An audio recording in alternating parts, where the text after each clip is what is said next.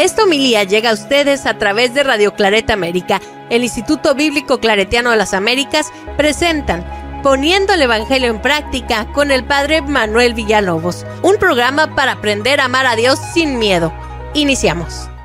Muy buenos días, hermanos y hermanas que me sintonizan a través de Radio Claret América. Reciban un cordial saludo. Mi nombre es Manuel Villalobos Mendoza y de verdad que los medios de comunicación son una maravilla porque nos pueden ayudar a conectarnos con tanta gente y lo más importante es que puede poner la palabra de Dios al alcance de toda la gente. Hemos concluido una semana con el doctor Javier Picasa, al cual envío un cordial saludo por su generosidad. El tema fue sobre la familia en el Antiguo Testamento, en tiempo de Jesús, y la familia pues de hoy, ¿verdad? Que nos confronta a abrirnos a nuevas familias, a nuevas experiencias de amor, de fidelidad, de gratitud, de gratuidad. Así que, hermanos y hermanas, si no pudieron estar presentes en este curso, no se preocupen porque lo pueden encontrar en nuestro canal de YouTube. Ustedes van a YouTube y ponen Instituto Bíblico Claretiano de las Américas y ahí van a estar las 5 clases. Espero que lo disfruten, nos den sus comentarios. Bueno, la reflexión va a ser para el día domingo 24 de septiembre, domingo 24. Ya hemos pasado las celebraciones del grito de la independencia y siempre es bueno recordar a tantos hombres, a tantas hermanas que dieron su vida para que podamos tener libertad, poder tener una vida más digna, ¿verdad? Yo sé que muchos países en América Latina también celebran en el mes de septiembre la independencia, así que felicidades y sigamos trabajando para que todo mundo pueda vivir en libertad, diría Pablo, de los hijos y de las hijas de Dios. Bueno, estamos en Mateo capítulo 20, 1:16, una parábola muy controversial, como todas las parábolas, ¿verdad? En aquel tiempo dijo Jesús a sus discípulos esta parábola. El reino de los cielos se parece a un propietario que al amanecer salió a contratar jornaleros para su viña. Después de ajustarse con ellos en un denario por jornada, los mandó a la viña. Salió otra vez a media mañana, vio a otros que estaban en la plaza sin trabajo y les dijo: vayan también ustedes a mi viña y les pagaré lo que es justo. Ellos fueron, salió de nuevo hacia el mediodía, a media tarde, e hizo lo mismo. Salió finalmente al caer la tarde y encontró a otros parados y les dijo: ¿cómo es que están aquí el día entero sin trabajar? Ellos le respondieron: nadie nos ha contratado. Él les dijo: vayan ustedes también a trabajar a mi viña. Cuando oscureció, el dueño de la viña dijo al capataz: llama a los jornaleros y págales el jornal, empezando por los últimos y acabando por los primeros. Vinieron los del atardecer y recibieron un denario cada uno. Cuando llegaron los primeros, pensaban que iban a recibir más, pero ellos también recibieron un denario cada uno. Entonces se pusieron a protestar contra el amo. Estos últimos han trabajado solo 1 hora y los has tratado igual que a nosotros, que hemos aguantado el peso del día y el bochorno. Él replicó a uno de ellos: amigo, no te hago ninguna injusticia. ¿No nos ajustamos en que te pagaría un denario? Toma lo tuyo y vete. Si quiero dar a estos últimos igual que a ti, ¿es que no tengo libertad para hacer lo que quiera en mis propios asuntos? ¿O vas a tener envidia porque soy bueno? Sepan que los últimos serán los primeros y los primeros serán los últimos. Palabra de Dios. Yo siempre he pensado que todas las parábolas son tan complicadas y tan difíciles de entender porque queremos que se ajusten a nuestra lógica, a nuestra idea que nosotros ya tenemos, pues de la vida, de lo que debe de ser las relaciones, de justicia. Y lo más interesante, que nosotros ya tenemos la idea también de lo que debe de ser Dios, ¿verdad? Cómo Dios debe actuar, cómo Dios debe de llevar sus asuntos. Y si esta parábola, que es escandalosa como todas las parábolas, no hay una parábola que digan, ay, qué bonito, qué tierna, qué dulce.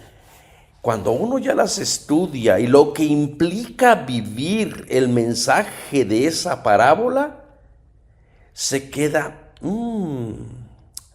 me gusta más la idea que yo tenía antes de Jesús, ¿verdad? Entonces, hermanos y hermanas, fíjense, si esta parábola, o si una historia de un trabajador que sale, voy a hablar del contexto de Estados Unidos porque es donde yo vivo. En Estados Unidos muchos hermanos migrantes van a las grandes tiendas, a los grandes supermercados, especialmente en una tienda que se llama Home Depot.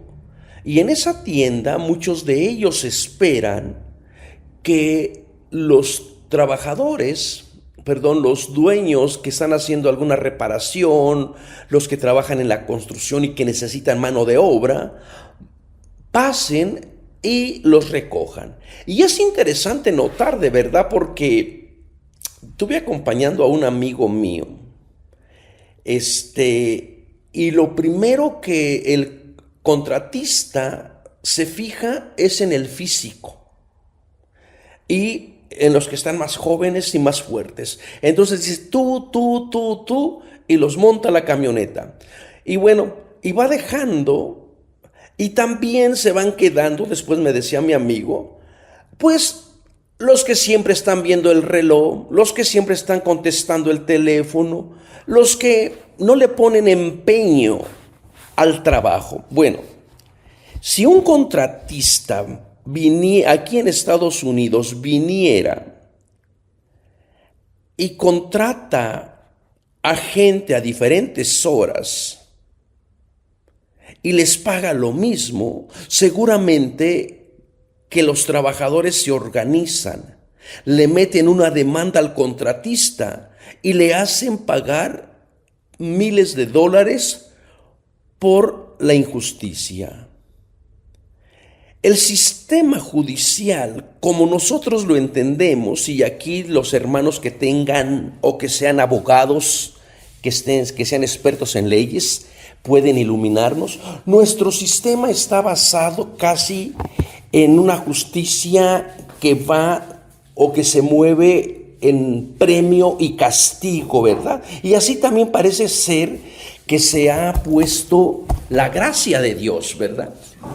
Tú haces esto, Dios te premia. Te portas bien, Tienes tu libretita donde dice voy a misa, tengo los sacramentos, comulgo, escuché la llamada muy tempranito de Dios. No, pues yo creo que mi casita, mi mamá me decía que por cada obra buena construíamos una casita ya en el cielo. Y yo pensaba, dije, ay no, pues yo con tantas obras buenas yo creo que ya terminé mi casita, ya de tener un palacio.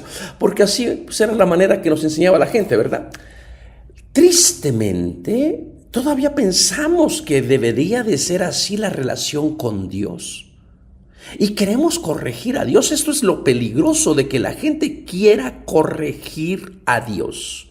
Esta parábola, hermanos y hermanas, es para entender la justicia, pero no desde el punto de vista judío, no desde el punto de vista humano, sino desde el punto de vista de Dios. Y aquí vamos a descubrir a un Dios que es pura gratuidad, un Dios que se da, un Dios que generosamente comparte su ser con su comunidad. Y entenderlo, pues puede llevar a la gente toda una vida y al final no lo entenderemos. Así que con los asuntos de Dios, dejen a Dios ser Dios. Dejen que Dios haga sus cosas.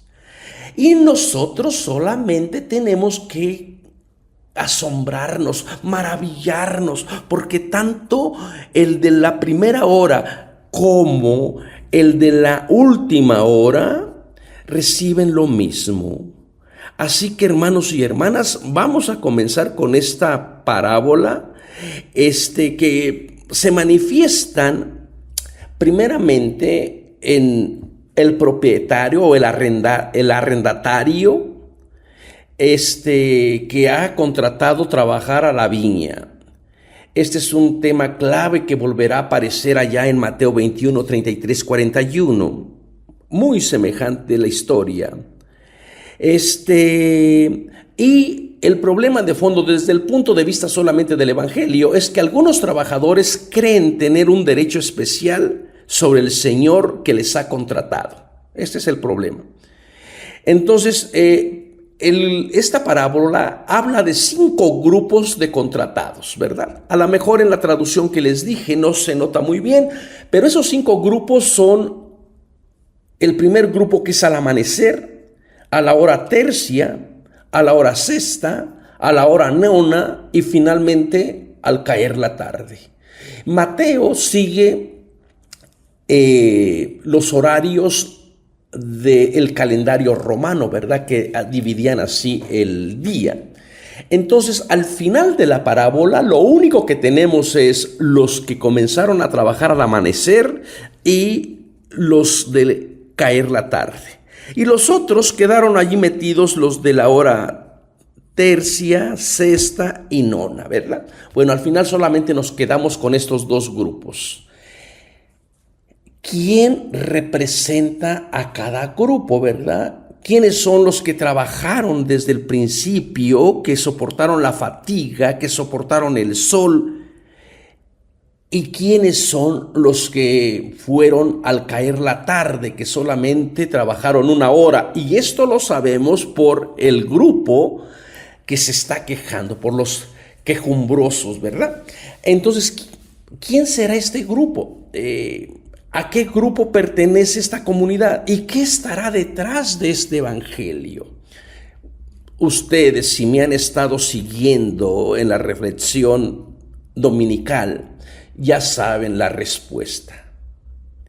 El primer grupo que ha estado trabajando desde el principio, al que el arrendatario le llamó a trabajar a la viña, son los judeocristianos que vienen de toda esta tradición. Y creen tener autoridad, dominio sobre los otros que se están integrando a ser comunidad, a vivir la experiencia de Jesús. Esto es lo peligroso de cuando un grupo se instala, pierde su horizonte y parece ser que Él es Dios. Entonces ya convirtió a Dios en una idolatría. Entonces este primer grupo de judio-cristianos procedentes del judaísmo oficial que se está desprendiendo, creen que son más importantes que los otros hermanos y hermanas que se van integrando, llamados gentiles o llamados paganos. Y parece que la comunidad tiene que resolver muy bien este asunto, y gracias a Dios, gracias al Espíritu de Dios, que la balanza se inclinó para decir: con la experiencia de Jesús, el dueño de la viña, el dueño del tiempo, el dueño de la historia, uno debe de quedarse callado y enmudecer, porque Él puede hacer pueblo a quien Él quiera. La manera de entender la justicia nuestra no es la manera de entender la justicia como la entiende Jesús, ¿verdad? Entonces, sabemos por esta parábola que se cobra entonces un denario. El otro día estuvimos hablando de los talentos, ¿verdad? Creo que fue el domingo pasado. Del señor que le debía mucho dinero al hombre y que le perdonó. Y el otro no fue capaz de perdonarle al compañero que le debía 100 denarios, 100 días de trabajo. Bueno, esta parábola no es acerca del salario.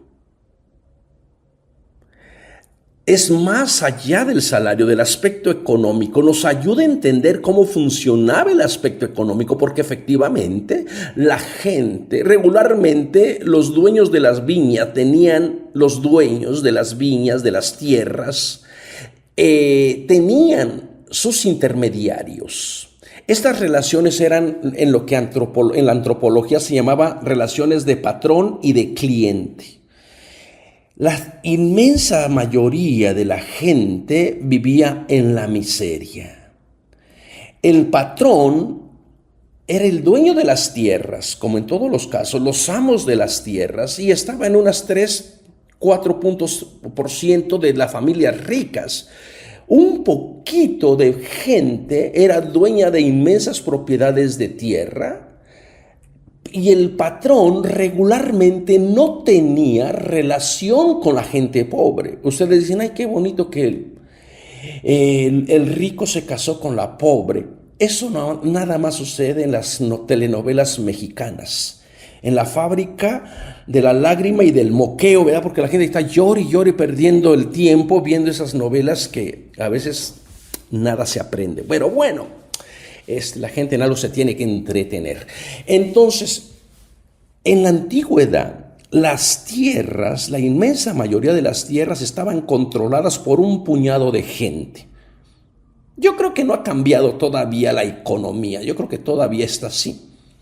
En algunos países hay algunas personas, un puñado de gente que son dueños de toda la isla o de grandes cantidades de tierra, ¿verdad? Los grandes apellidos.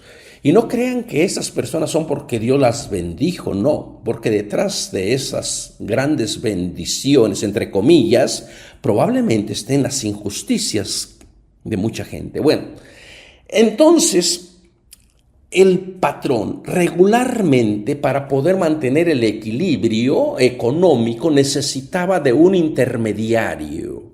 Y de ese intermediario, ese era el que hacía la relación entre el patrón y los pobres. Y en la parábola se ve muy bien así, ¿verdad? Porque después el dueño de la viña le dice: llama a los trabajadores. Bueno, por ahí va la historia. Entonces, y regularmente cada terrateniente o cada intermediario ya tenía su lista de trabajadores. Y los que no tenían trabajo, los que no estaban afiliados a algún patrón o a alguna tierra, pues era gente que estaba todavía en una situación muy precaria, muy vulnerable. Entonces, que lo que hacían, se ponían en la plaza, en el ágora, esperando que algún intermediario, entre algún capataz, vamos a utilizar las palabras de las haciendas mexicanas, ¿verdad?, fuera y los contratara. Y esto dependía si tuvo bastante cosecha, tuvo bastante, o quiere aventajar porque se le viene el temporal, entonces necesita más mano de obra y los que tiene no le son suficientes y van a encontrar una mano barata al mercado. Y bueno, parece ser que también en el mercado se están llevando a la gente con más condición, ¿verdad? Seguramente que si yo me pusiera en la plaza o enfrente de las tiendas estas de Estados Unidos, nadie me llevaría, nadie me contrataría. ¿Por qué? Porque ven mi físico y van a decir, no, tú no sirves para nada, tú eres un estorbo. Yo en alguna ocasión estuve trabajando en un verano con un carpintero, ayudándole allí. Y resulta que como supo que estaba en el seminario, mejor me dijo, mejor cuéntame historias de la Biblia, porque parece que no sabes hacer otra cosa. Así que me puse, mi trabajo era contarle historias de la Biblia, y llevarle el mandado. Ya después fue algo bastante interesante, recuerdo mucho esa experiencia porque la familia estaba dividida, el Señor no le hablaba a sus hijos, no tenían buena comunicación y sus hijos ya después no le hablaban al padre. Entonces yo era el intermediario. Oye, dile a mi papá esto.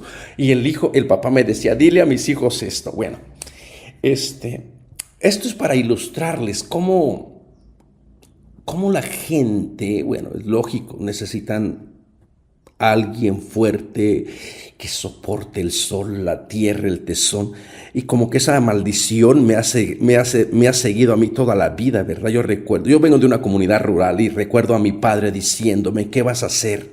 No sabes hacer nada. Así que cuando me decía esto, decidí irme al seminario, como no sabía hacer nada. Y a veces me pregunto, yo creo que mi padre tenía razón. Y cuando uno va buscando qué es lo que le apasiona, qué es lo que le da trabajo, qué es lo que le da vida, qué es lo que le motiva. Y bueno, a mí yo he encontrado en la palabra de Dios, en el estudio, mi propio camino, mi propia experiencia, mi propio ministerio. Y créanme, hermanos y hermanas, que lo hago con mucho cariño, ¿verdad? A lo mejor no sé hacer muchas cosas, soy incapaz de hacer algunas cosas de manuales, soy un inútil, pero parece que puedo aportar mi granito de arena para que la gente pueda entender mejor esta parábola. Bueno, volviendo a nuestro texto bíblico, aquí ya parece que son las confesiones del Padre Manuel. Volviendo a nuestro texto bíblico, entonces, así funcionaba el sistema, ¿verdad? Y parece ser que comienza entonces con este sistema salarial, sistema económico, de cómo estaban distribuidas las tierras. Y la gente en la antigüedad, como les decía, pues los pobres no tenían acceso o no podían entrar a la misma esfera del rico. Siempre necesitaban al intermediario, al capataz, alguien que fuera este gancho entre ellos, la inmensa mayoría de los que no tenían tierra y los que eran dueños de prácticamente todo el país. Bueno, nuestra parábola comienza primeramente comparando cómo hablar de la presencia de Dios. ¿Cómo hablar de la presencia de Dios, un concepto tan abstracto? Pero para que la gente le entienda, bueno, Mateo toma un ejemplo de la vida cotidiana. Se parece como a uno de esos ricos. Un señor de casa, un propietario, que al amanecer, hora primera, es la primera hora, sale a contratar jornaleros. Desde aquí la comunidad tuvo que decir, a ver, espérate, algo no está bien. ¿Cómo va a ser que el mismo propietario, el dueño de la casa, él mismo salga? Porque eso no es la costumbre. Todos sabemos quiénes son los ricos del país. Todo el mundo conoce sus linajes de pureza, de castidad, porque eso es de honor. Recuerden que estos son los elementos esenciales de la antigüedad, los valores de tener honor.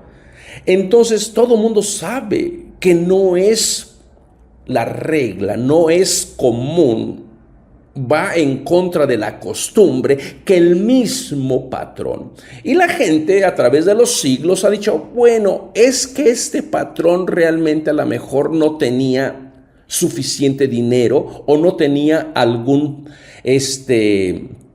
algún intermediario, algún capataz que le hiciera este trabajo.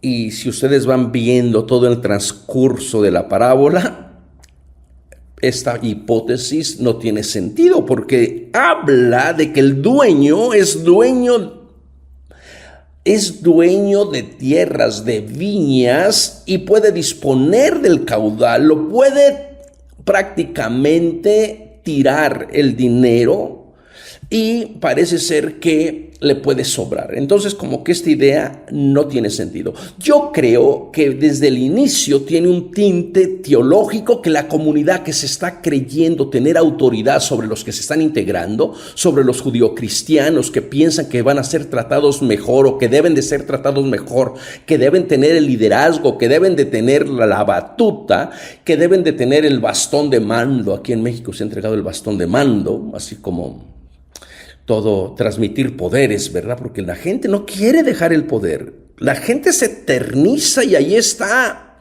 No quiere dejar el poder, no quiere ser último. Todo el mundo quiere ser primero. Bueno, aquí de fondo está el tema principal. Dios, si el Señor, como lo vamos a ver, el propietario, que no se dice quién es, después se va a descubrir que es el dueño, que es el... Y para esta comunidad, es decir, Dios mismo sale a buscar. Dios, es iniciativa, es la misión de Dios. Y esto no se puede entender, porque nosotros, dirían los judio-cristianos, nosotros hemos sido los primeros que desde toda la vida hemos trabajado en la viña. Recuerden que la viña junto con la higuera son las bendiciones. Es el pueblo de Israel representado en estos dos árboles. Ustedes lo pueden ver en Miqueas, en Oseas, en los profetas. La viña y la higuera van de la mano. La viña es propiedad mía. Yo planté una viña, yo saqué una viña de Egipto, yo la he cuidado. La viña ha crecido. Entonces, esta gente quiere seguir perpetuándose en el poder y quiere seguir creyendo que tiene autoridad sobre otros que se van incorporando a trabajar a la viña. Entonces aquí comienza lo escandaloso, es para llamar la atención. Bueno, ajusta en que va a pagarles un denario, ¿se acuerdan que ya les dije? Entonces todo el mundo parece que se le está de acuerdo, ¿verdad?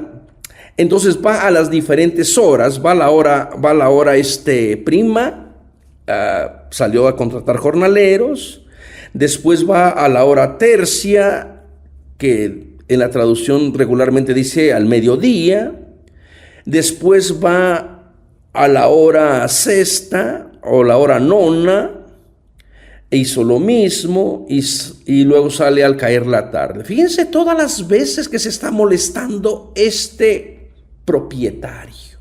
Qué grandioso es Dios. Como que quiere cubrir todas las horas del día para decir: yo soy el dueño del tiempo. Mío es el tiempo, mío es la tierra, mío es la viña. Yo puedo, y esto podría ser una lección para este pueblo judeocristiano que quiere seguir teniendo poder. Lo estoy recalcando y recalcando porque a veces la gente tiende a espiritualizar. Y todos parecen estar de acuerdo. Solamente con el primero quedó y cerró trato en pagarle un denario, porque ese era el salario. Y con los demás, ya con el segundo dice: les voy a pagar lo que es debido, lo que es justo. Y ya con los otros no les dice nada. Entonces, ¿qué quiere decir esto? Que parece ser que el último grupo tiene que moverse solamente en lo que me dé. Está bien lo que me dé. Apelo a la generosidad de la persona, lo que sea su voluntad. Y a veces eso es más complicado, ¿verdad? Cuando no hay un salario, tú esperas algo. Y a veces dices: bueno, apelo a su corazón, a su conciencia, júzgueme usted. Sea usted mi juez, valore mi trabajo, valore lo que sé, valore mi entrega, valore mi compromiso. y me arrojo a sus pies. Y esa es una actitud preciosísima de Mateo, que va a decir, esto es lo que debe de ser toda la persona. Al final, con Dios, lo único que dice: Señor, aquí estoy, júzgame tú, sé tú mi juez, me arrojo a tu misericordia, porque por mis propias obras no nos vamos a salvar, hermanos y hermanas. Y este grupo que se mueve todavía con la ley, que la gente no tiene todavía la experiencia de la ley, parece que no logra entender esto. No es cumpliendo ya la ley. La ley sirve, la ley ayuda, las ceremonias sirven, los rituales ayudan, los sacrificios bueno, ya a estas alturas no hay templo. Eso está bien, pero ahora hay una nueva realidad que hay que abrirse. Otros hermanos y hermanas se están sintiendo también motivados por la experiencia de Jesús. No les cierren puertas, no les impongan leyes, no les obliguen a hacer rituales insignificantes. Y ya en un plano para nosotros, hermanos y hermanas, parece otra vez que estamos en el grupo primero. En el grupo primero, donde toda la gente que quiera tener la experiencia de Dios, primero tiene que pasar por la experiencia del Dios sacramento, del Dios templo, del Dios derecho canónico, del Dios de la secretaria, del Dios de la catequista, del Dios del párroco, del Dios del obispo, del Dios del cardenal, del Dios del papa. ¿Y dónde se quedó el Dios de Jesús? El Dios de esta parábola, que se mueve por compasión, que se mueve por misericordia, ¿verdad?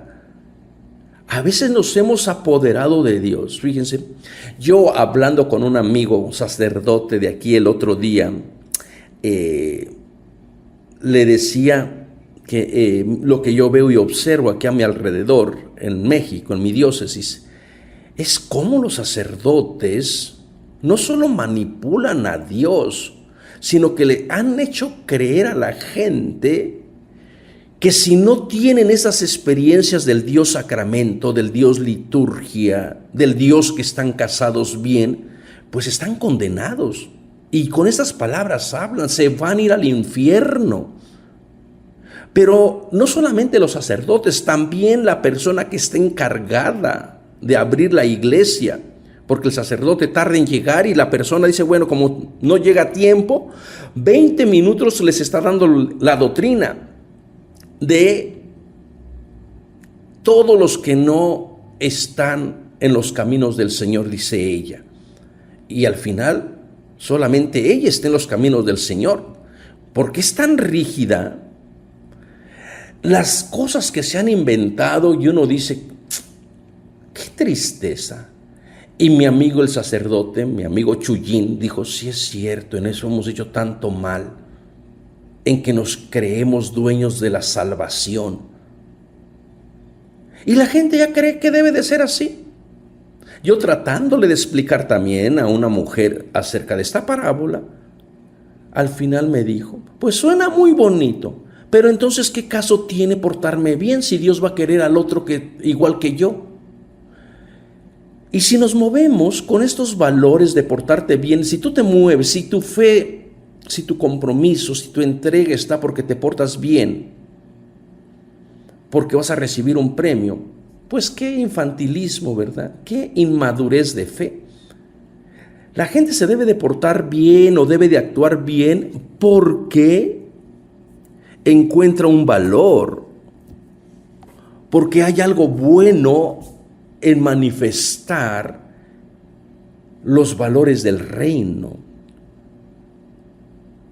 Pero hay que cambiar nuestra actitud de Dios, nuestra actitud que tenemos de la vida, nuestra actitud que debemos de darnos cuenta que nosotros no somos dueños de la salvación. Yo no soy dueño de la iglesia, yo no soy dueño de Dios, yo no tengo el monopolio de Dios, yo no tengo el monopolio de su gracia, yo no tengo el monopolio de entender su justicia. Lo único que yo debo de ser y experimentar en mi vida es que Dios me ama, me cuida, me bendice y me muestra su gratuidad, no porque yo lo merezca, no porque yo haga un trabajo determinado, sino porque al final está Dios que puede hacer con su tiempo, con su gracia, con su justicia, lo que Dios quiera. Entonces, este primer grupo es una crítica muy dura que Mateo le hace ver. Entonces, esta parábola va en contra de una iglesia establecida, de una iglesia que es jerárquica, de una iglesia que todavía quiere y piensa que solamente Dios actúa por medio de ella. Y tenemos que abrir otras realidades, otros espacios, porque muchas veces uno se encuentra a Dios afuera de la iglesia de una manera maravillosa, que uno se queda sorprendido, ¿verdad? Entonces llegan los del GULF, fíjense, pongan atención ya después. Cuando oscureció el dueño de la viña, ahora sí ya se manifiesta antes era el Señor, ahora no, ahora es el dueño de la viña, el dueño del pueblo, el dueño del tiempo, el dueño de la tierra. ¿Qué le podemos ofrecer al dueño de la viña? Le dijo al capataz: llama a los jornaleros. Entonces nos damos cuenta de que sí tiene un intermediario, ¿verdad? Llama a los jornaleros y págales el jornal, ¿verdad? Sería interesante ¿quién sería este capataz? ¿Quién es el intercesor entre el pueblo y Dios?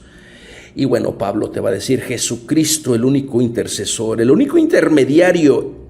Y esta frase que lamentablemente se ha banalizado, ¿verdad? Jesús pagó tu cuenta, Jesús pagó con su sangre.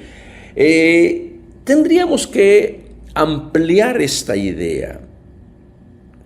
Tendríamos que trabajarla o entenderla desde otro punto de vista, que cuando salga algún texto que explique o que nos dé motivo para hacerlo, lo haremos con gusto, ¿verdad? Entonces, este jornalero parece ser que es el intermediario entre el dueño de la viña. En los Salmos, como les decía, en Miqueas, en Oseas, Dios es el dueño de la viña, Dios es el que la cultivó, Dios es el que la sacó, Dios es el que la plantó en la nueva tierra grande y espaciosa y buena, que será la propuesta de sacarlos de Egipto. Y lamentablemente la viña no da frutos, solo frutos amargos. Bueno, llamó entonces, al final les decía que se quedaron los dos grupos. Llamó al primero, pensaban que iban a recibir más. Y fíjense qué interesante, porque regularmente cuando uno va a beneficiar a un grupo o a una persona, lo hace separado, ¿verdad? O le dicen: no le digas a la otra persona cuánto te di, ¿verdad? Para no crear estas disfuncionalidades. Entonces parece ser que como el dueño de la viña, Dios como dueño de la viña, pareciera que está creando estas disfuncionalidades porque pone todo a la vista. Y esto puede ser una manera de entender, pero también era la forma de pagarlos en la antigüedad. No había nada privado, literalmente. Todo se sabía, todo el mundo comentaba todo, ¿verdad? Si uno aumentaba su caudal, decía: anda en malos pasos. Si uno tenía un poquito de más, a alguien le faltaba, a alguien le robó. Bueno, pero también parece ser como que nos quiere dar una lección. Dice: miren, observen, aprendan. Y en vez de estar murmurando, digan: ay, qué bueno que mi hermano, que también tiene necesidad como yo, qué bueno que vino al final de la jornada y también se le dio lo mismo, que no se le descontó absolutamente nada, porque también tiene una familia que mantener, tiene sus hijos que alimentar. Qué bueno. Y en vez de mostrar estos sentimientos tan feos, tan horribles, llaman a Dios a juicio. Dios mío, uno dice: qué barbaridad. Este pueblo de Israel no sería la primera vez que llaman a Dios a juicio. llaman, este grupo de judeocristianos llama al actuar de Jesús a juicio y le dice: eres una persona injusta, porque tú nos deberías de seguir queriendo como en el pasado. Nosotros somos tu viña, somos tu propiedad, tú deberías de tener nos deberías de tener en consideración, deberíamos de tener estos privilegios. Pero todo el evangelio de Jesús viene con una idea diferente de recibir el reino, como los niños, como los insignificantes, como los que no tienen tierra, con toda la gente que no tiene poder. Y eso es lo que está detrás de este enojo, que esta gente no quiere dejar sus situaciones de privilegio, no quiere dejar aquello que les obliga a no verse como primeros, como bendecidos, y el otro pueblo como maldecido. Esto y la otra. Entonces les resalta y le dicen: eres injusto porque esos, que no son ni siquiera mis compañeros ni mis hermanos, trabajaron solo 1 hora y los has tratado como nosotros. ¿Tú cómo puedes tratar a esos que no son pueblo? A esos paganos, a esos gentiles, a esos perros, a esos que no están circuncisos, a esos que no se merecen. Nos ofendes. Fíjense, qué arrogancia, qué prepotencia de querer corregir a Dios, de decirle: tú nos has tratado igual como a los otros, ya no hay diferencia. Pablo ya andaba diciendo que en Cristo Jesús ya no había diferencia entre el pueblo judío y el pueblo griego. Todas estas categorías que nosotros tenemos de marcadores de identidad, de raza, pueblo, situación económica, los que ahora son incorporados a la viña, pues esas categorías quedan aniquiladas, ¿verdad? Pero esta gente dice: no solamente nos ofendes al tratarnos igual que a ellos, sino que además los incorporas y casi que nos estás invitando a que los tratemos nosotros también igual que a ellos, ¿verdad? Y les dice el por qué: nosotros hemos sido tu viña desde el principio. ¿Qué está pasando contigo, Dios? ¿Cómo es posible que ahora te dejes seducir por esos otros pueblos mugrosos? Esos pueblos que andan ahí peleándose, que viven empecatados, que no conocen la ley, que son los hijos de la oscuridad. Todos estos adjetivos que les estoy describiendo, así era como nombraban a los otros, ¿verdad? Siempre esta relación entre nosotros y los otros, ¿verdad? Nosotros somos, nosotros hemos sido tu viña, a nosotros nos sacaste de Egipto, a nosotros nos diste la tierra, a nosotros nos diste bendiciones. Y ahora nos tratas igual que a nosotros, a esa gente. Nosotros hemos aguantado el peso del día, nosotros hemos aguantado el calor, nosotros sí sabemos trabajar con la ley, nosotros sí la observamos, no importa que no tengamos vida. Nosotros somos los guardianes de la misericordia, nosotros somos tus representantes, nosotros somos el partido oficial de la gracia y del Espíritu de Dios. En cambio ellos, pues no se merecen nada. Pero ahora tú vienes a tratarnos igual. No, eso no es de Dios. Y fíjense la actitud del patrón, la actitud del amo o la actitud de Dios. Él le replicó a uno: amigo,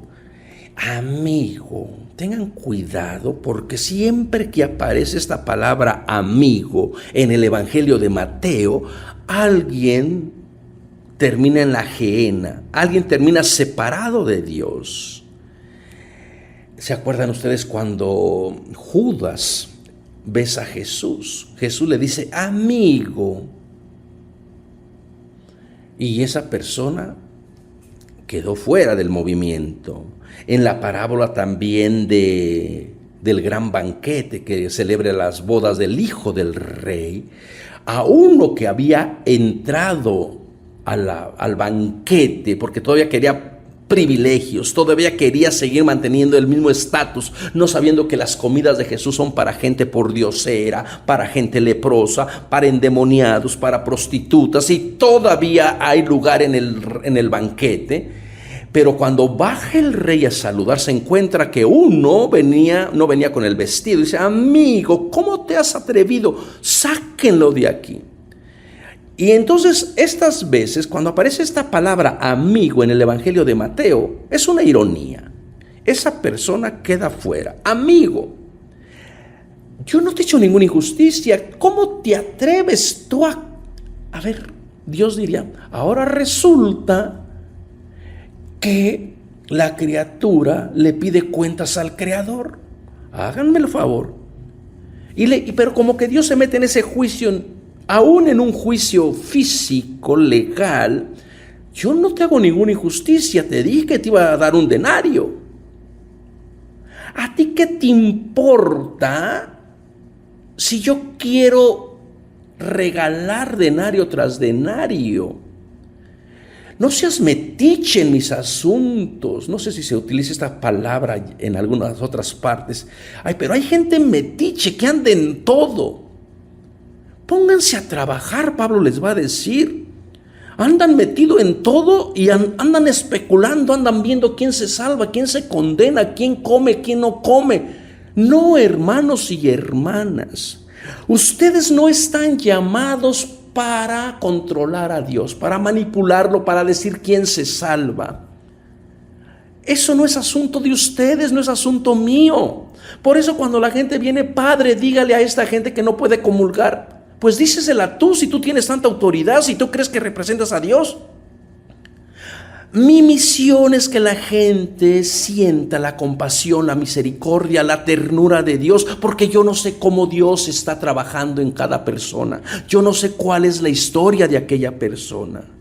Y vienen: es que no tengo libertad para hacer lo que yo quiera. No quieras manipularme, yo no soy una idolatría, no quieras controlarme. O vas a tenerme envidia, vas a hacerme mal del ojo. Esta es la palabra, mal del ojo. Me voy a proteger contra el mal del ojo. Tu ojo va a ser malo. No seas envidioso. Hermano y hermana, se me alargó el tiempo. Me pasé de mis 45 minutos. Yo no sé, la verdad que estoy bien tentado a cortar la homilía. Estoy bien tentado para que no sea tan larga, pero bueno. Hermano y hermana, deja a Dios ser Dios. Si Dios te llamó a la primera hora, dale gracias. Si te llamó a la segunda, a la tercera, a la cuarta, dale gracias. Si te llamó al final de la vida, dale gracias. Porque de Dios es el tiempo, de Dios es la vida y de Dios es la misericordia. Nos vemos la próxima semana. Que Dios les bendiga. Recuerden que tenemos nuestras clases en www.ibicla.org. Los invitamos a escuchar más programas de crecimiento espiritual y emocional en radioclaretaamerica.com y a seguir en YouTube a la Escuela Bíblica Claretiana de las Américas. Visite ibicla.org.